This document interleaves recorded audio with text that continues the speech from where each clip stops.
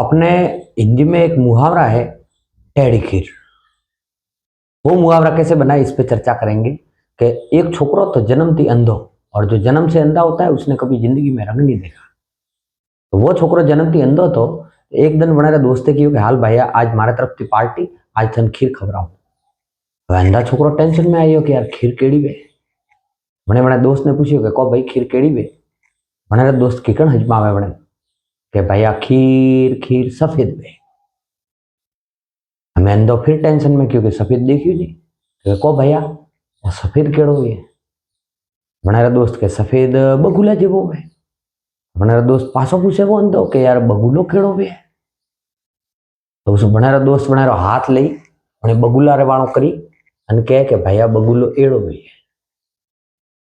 अंधो जेड़ो वणे वणे हाथ माथे हाथ फेरवे के फटाक थी हाथ लारे लेन के ना भैया ना, आ टेढ़ी खीर मारे नहीं खानी, थूस खा। और तब से ये मुहावरा बन गया, टेढ़ी खीर। Thank you.